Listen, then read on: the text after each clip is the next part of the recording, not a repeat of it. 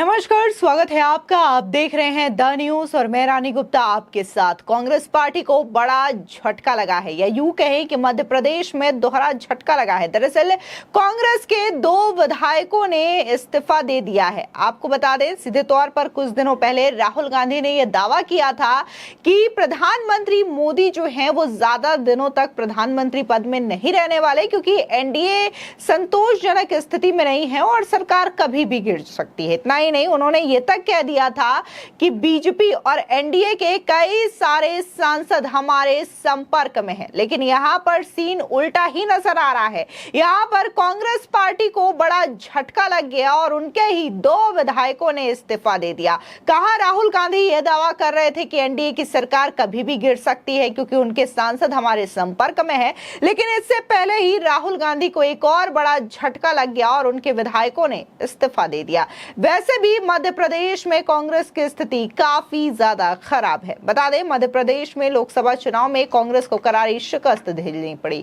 Party यहां अपना खाता भी नहीं खोल सकी। कांग्रेस का गढ़ माना जाने वाला छिंदवाड़ा सीट भी इस बार कांग्रेस के हाथ से निकल गई। अब कांग्रेस पार्टी को 2 बड़े झटके लगे हैं। कांग्रेस के 2 विधायकों ने खुद को बीजेपी का कार्यकर्ता बता दिया है।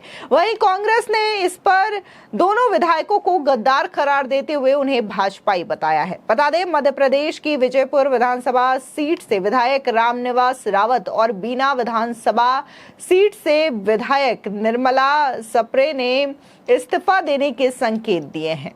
वहीं निर्मला सप्रे ने कहा है कि इस्तीफा तो देना ही पड़ेगा, जिसके बाद से माना जा रहा है कि इन दोनों सीटों पर उपचुनाव होंगे। बता दें, बीना की विधायक निर्मला सप्रे और विजयपुर विधायक रामनिवास रावत बीजेपी में बहुत पहले शामिल हो गए थे, लेकिन अभी तक इस्तीफा नहीं दिया था। अब इस्तीफे को लेकर सवाल उठ रहे हैं, जिसके बाद दोनों विधायकों ने इस्तीफा देने की बात कही है। हालांकि वो इस्तीफा कब देंगे, इसे लेकर कोई जानकारी सामने नहीं आई है। निर्मला ने तो 5 मई को बीजेपी ज्वाइन कर ली थी। दल बदलने के बाद भी अपनी विधानसभा से सदस्यता से इस्तीफा नहीं दिया था। दोनों विधायकों को लेकर कांग्रेस ने अपने सोशल मीडिया में लिखा, जिस कांग्रेस ने इन्हें विधायक बनाया उसे धोखा देकर लाखों कार्यकर्ता के विश्वास को बेचकर लोकतंत्र को चंद सिक्कों में तौलकर बीजेपी में शामिल होने नेताओं की सौदेबाजी अभी भी जारी है। मोहन यादव जी गद्दारों से कुनबा नहीं गिरोह बनता है। जो अपनी मातृ संस्था के नहीं हुए वो आपके कभी नहीं हो सकते। बीजेपी के कांग्रेसीकरण का परिणाम लोकसभा चुनावों में दिखा है। जनता को मूर्ख समझना बंद कर दीजिए। आपको बता दें, दरअसल मध्य प्रदेश की बुधनी विधानसभा सीट से शिवराज सिंह चौहान ने भी इस्तीफा दे दिया है। शिवराज सिंह चौहान इस बार विदिशा लोकसभा सीट से सांसद बने हैं और केंद्र सरकार में कृषि मंत्री हैं। शिवराज सिंह चौहान ने सोमवार को बुधनी विधानसभा सीट से इस्तीफा दिया है, जिसके बाद इस सीट पर उपचुनाव होगा। दरअसल आपको बता दें कि मध्य प्रदेश को लेकर के लोकसभा चुनाव में नतीजे बीजेपी के ओर से काफी ज्यादा अच्छे आए थे, जहां पर 29 की 29 सीटों पर बीजेपी का एक छत्र कब्जा हुआ। तो वही छिंदवाड़ा सीट, जो कि कभी कांग्रेस का गढ़ मानी जाती थी, कमलनाथ के बेटे नकुल नाथ यहां से चुनाव लड़ रहे थे, उन्होंने भी यहां से बुरी तरीके से हार अपनी पाई है और यहां पर एक भी सीट कांग्रेस के कब्जे में नहीं आ पाई। आपको याद दिला दें कि अभी कुछ दिनों पहले ही हरियाणा की विधायक किरण चौधरी भी बीजेपी में शामिल हो गई थी। किरण चौधरी और उनके परिवार कांग्रेस के काफी ज्यादा करीबी रहे और हरियाणा में कांग्रेस को कहीं न कहीं स्थापित करने में उनका बड़ा योगदान रहा। लेकिन अब उन्होंने भी कांग्रेस पार्टी से इस्तीफा देकर के बीजेपी की सदस्यता ग्रहण कर ली है। इसको लेकर के जो हरियाणा के सीएम हैं नायाब सिंह सैनी, उन्होंने क्या कहा? कांग्रेस अल्पमत में है।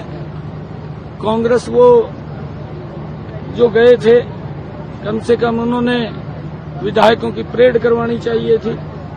उसमें तो कोई दौराई नहीं। जिसके पास अगर बहुमत है तो ये इस प्रकार की भ्रामक प्रचार करते रहते हैं। एक भी सेशन ऐसा नहीं गया जिस सेशन के अंदर कांग्रेस ने ये एप्लीकेशन नहीं लगाई हो कि सरकार अल्पमत में है।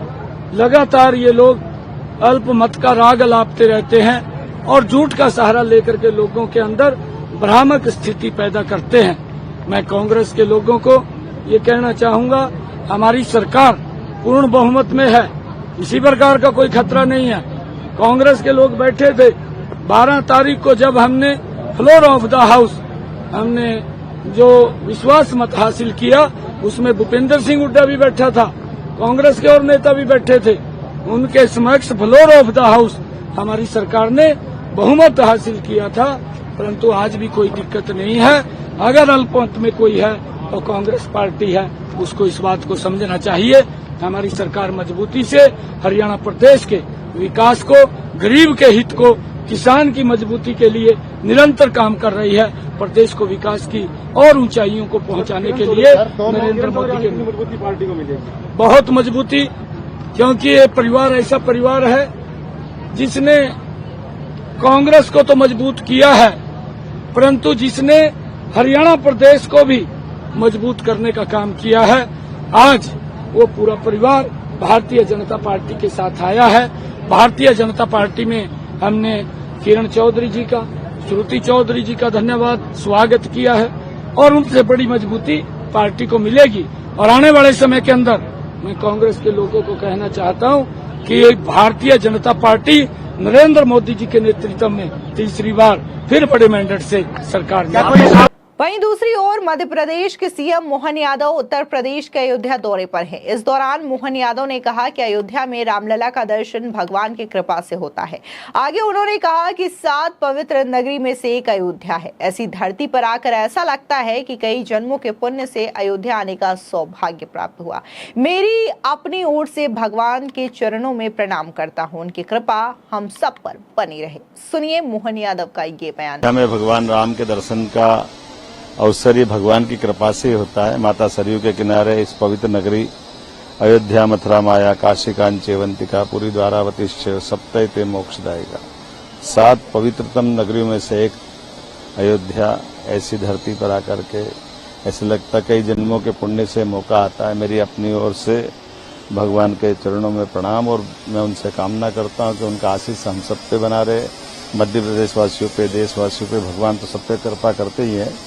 और ये भगवान राम के जन्म स्थान का जो संघर्ष किया है, ये हमारे हिंदू समाज की बहुत बड़ी मन के अंदर के जो एक पीड़ा थी, आज वो भगवान के धाम को देख करके उतना ही खुशी होती है। मेरी अपनी ओर से भगवान सब पे कृपा बरसा, यही कामना करते हुए अयोध्या की यात्रा पूरी करने की इच्छा है। मेरी अपनी ओर से प्रणाम।